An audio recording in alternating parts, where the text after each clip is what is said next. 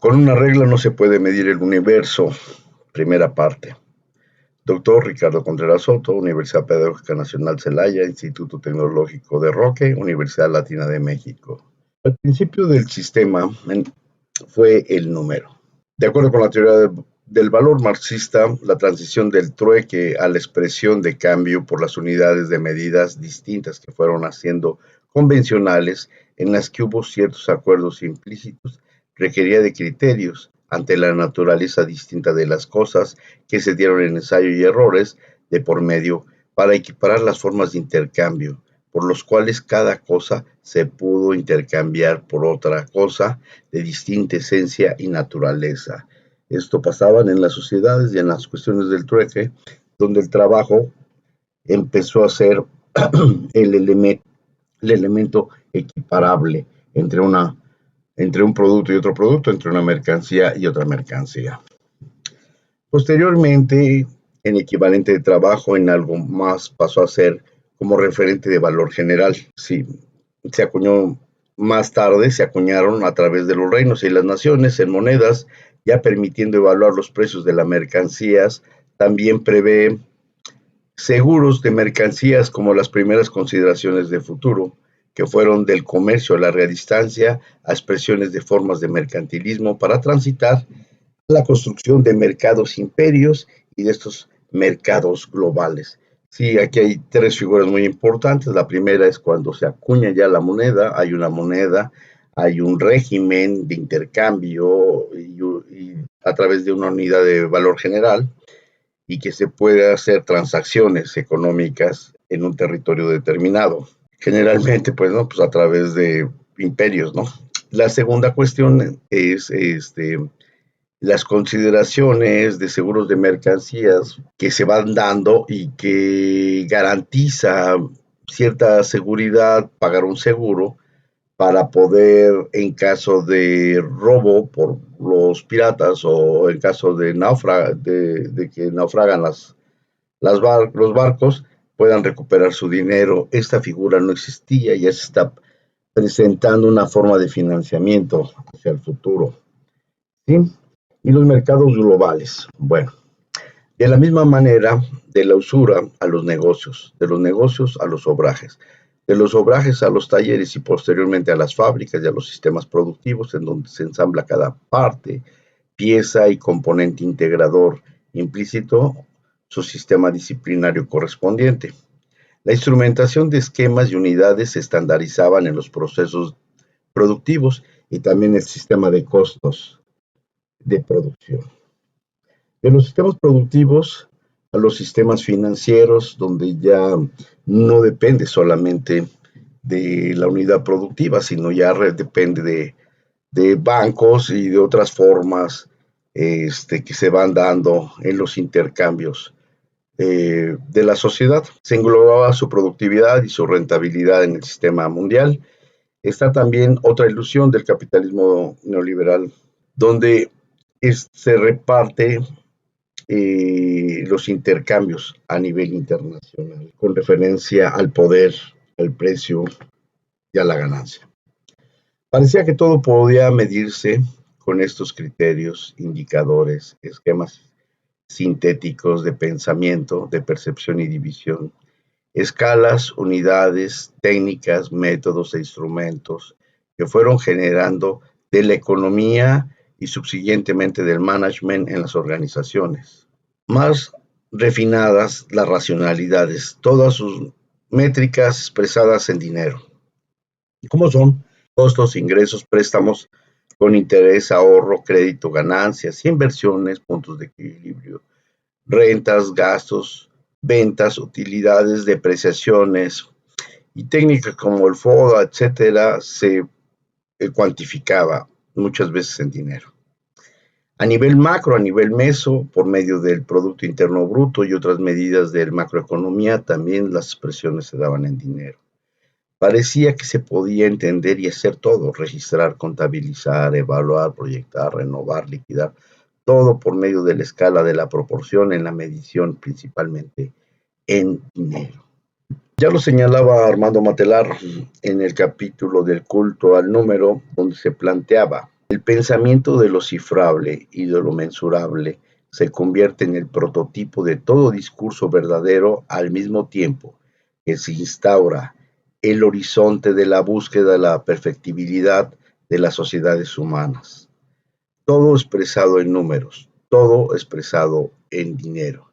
El libro de la historia de la sociedad de la información de Materlal es sumamente interesante, ya que expone de manera paralela la historia del capitalismo con los mecanismos ideológicos y técnicos, el desarrollo de la sociedad de la información y las orientaciones neoliberales que se van construyendo para reorganizar el mundo, cruzando con temas como el management, la sociedad industrial, entre otros.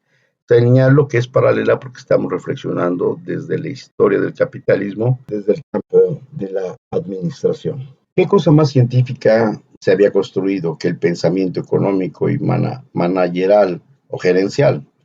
Otras ciencias que inciden en las formulaciones económicas por la complejidad de la formulación se gratifica incluso la premiación de un modelo matemático de subasta, bastante relevante ante los problemas imperantes de pobreza mundial. Esto es lo que se premia, esto es lo que se valora socialmente. La expresión en dinero bajo el signo hegemónico de nuestra época, la expresión en dinero como un medio para satisfacer las necesidades, como un recurso que sintetiza la riqueza, como respaldo de confianza, crédito, como garantía de placer, como esencia de la concreción del trabajo humano, como expresión de la vida humana, como expresión condensada de poder. Por ello, la importancia de esta medida de valor social. En todo aquello que interviene, las preguntas centrales son ¿cuánto vale? ¿Cuánto cuesta? ¿Cuánto se va a ganar? Se expresa en dinero. Todo tenía que ver a favor o en contra, es decir, en el haber o en las obligaciones de la empresa, en el registro de operaciones entre el cargo y el abono. En dinero, todo tenía que ver con el ganar o perder económico de las organizaciones. Efectivamente, todo bajo el criterio de ganar o perder dinero se podría expresar todo, en torno alrededor como producto, como resultado, como situación de la organización. Esta es la expresión síntesis de los negocios. Entonces parecía que ya se habían encontrado las fórmulas que hablarán de todo, de todas las cosas. Podrían tener una expresión monetaria. Si hubo un choque, ¿cuánto costó? Si se hizo una huelga, ¿cuánto costó la huelga?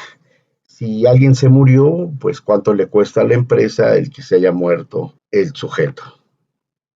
La expresión monetaria pasa a ser como una especie de lenguaje de semiótica general, con sus respectivas conversiones a moneda nacional que quería saber para comprar la magnitud de los valores, las cosas relativas, para que tenga sentido la traducción, su representación, su reconocimiento social. Entonces, todo lo podíamos expresar en dinero, todo. El amor, el afecto, la muerte, la vida, las cosas.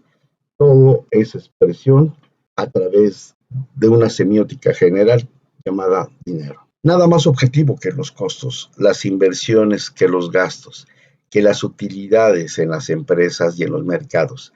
Nada más objetivo que objetivar el dinero.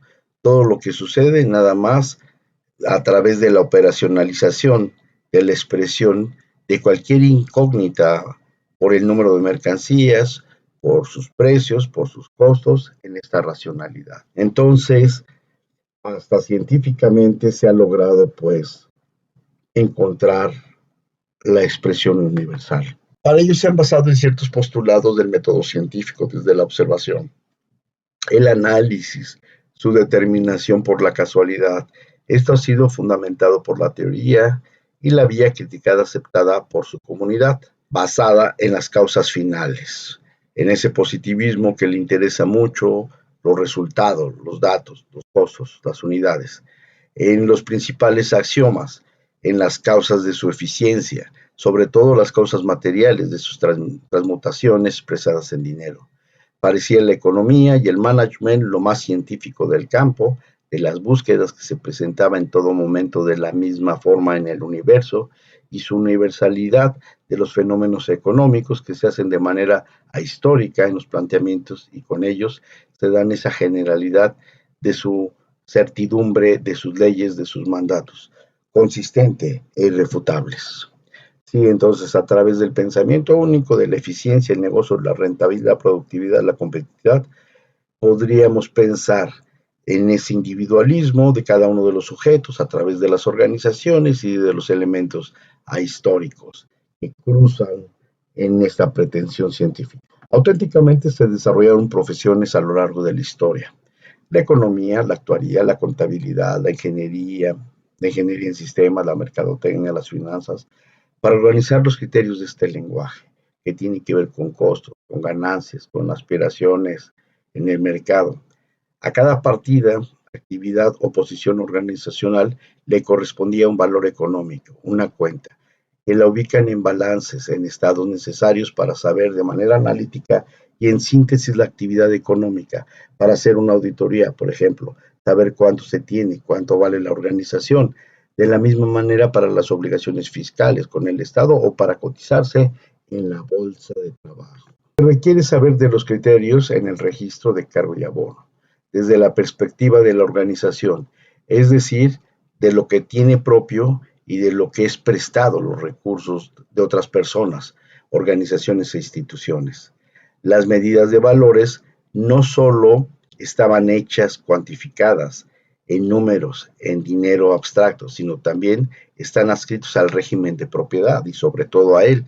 Esa es la referencia obligada de quién es el dueño de esto o quiénes son los dueños de esto.